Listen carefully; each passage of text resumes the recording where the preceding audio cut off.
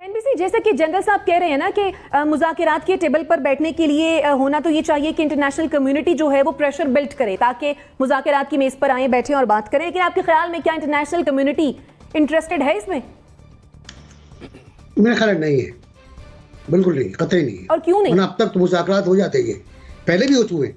1962 से अगर आप शुरू करें, भुट्टो साहब और सवरन सिंह के 5 दौर हुए मुज़ाकरात के, 5 दौर, जिसमें हिंदुस्तान 15,000 मुरब्बा मील गालिबन ज़मीन पाकिस्तान को देने पर तैयार हो गया था, वैरी की।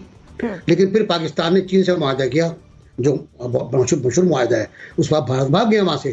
फिर 63 में 3 बार मुज़ाकरात होते हैं, कलकत्ता में होते हैं, कराची में होते हैं, जगह जगह होते हैं, और हर जगह उनको डिफ्यूज़ किया जाता है मुज़ाकरात को।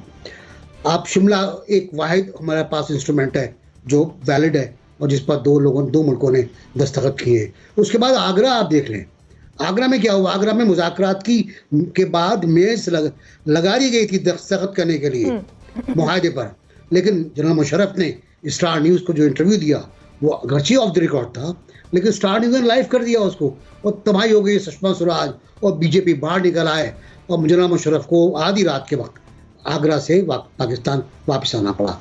उसके बाद फिर वाजपेयी साहब आते हैं। वाजपेयी साहब आके इस्लामाबाद में बहुत अहम मुआहदा करते हैं, बहुत अहम मुआहदा, जहाँ हम कंसीड करते हैं कि हमारे इलाके से हिंदुस्तान, हमारे इलाके से या हमारे ज़ेरे कंट्रोल इलाके से हिंदुस्तान पर अटैक नहीं होगा।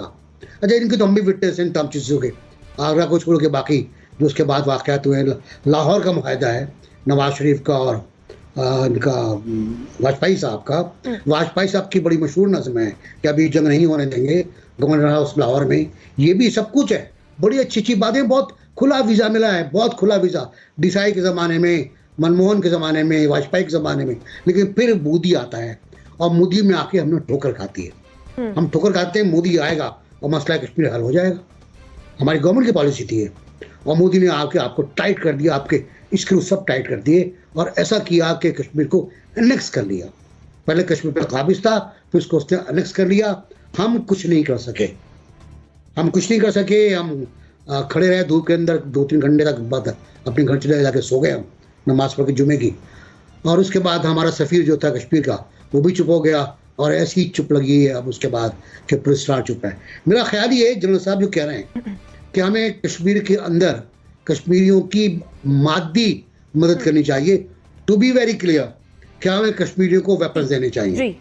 इससे कम पे बात नहीं हो सकती, क्योंकि हिंदुस्तान मुज़ाकरात पर आमादा नहीं है और हिंदुस्तान 5 अगस्त के पीछे जाने को तैयार नहीं है।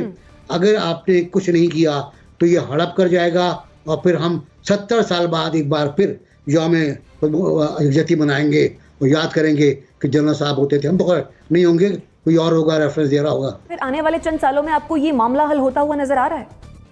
देखिए, जो वज़ीर आज़म साहब बात कर रहे हैं मुज़ाकरात के हवाले से, वो अक्सर ये बात करते रहते हैं कि अगर भारत के साथ बातचीत हो गई तो मामला हल होगा। लेकिन बड़ी सीरियस बात हुई है कि हम क्या वेपन देंगे कश्मीरियों को? अगर वेपन अब देंगे तो फिर हाफिज़ सईद को क्यों बंद किया हुआ है? देखिए ना, जनरल परवेज़ मुशर्रफ के दौर में 4 जनवरी 2004 की जो स्टेटमेंट थी, उसके बाद तो ये मामला बंद हो गया था। फिर अभी 5 अगस्त 2019 के बाद वज़ीर आज़म साहब ने जो इक़दामात की मंजूरी दी, बसें बंद, ट्रेन बंद, आना जाना बंद, वहाँ हाई कमिश्नर नहीं है, इधर हाई कमिश्नर नहीं है, तो बातचीत कैसे होगी? फिर ख़ुद वज़ीर आज़म साहब ने कश्मीर के इलेक्शन के दौरान जाकर कहा था कि अगर हम भारत से नॉर्मलाइजेशन करेंगे तो कश्मीरियों के खून के साथ गद्दारी होगी।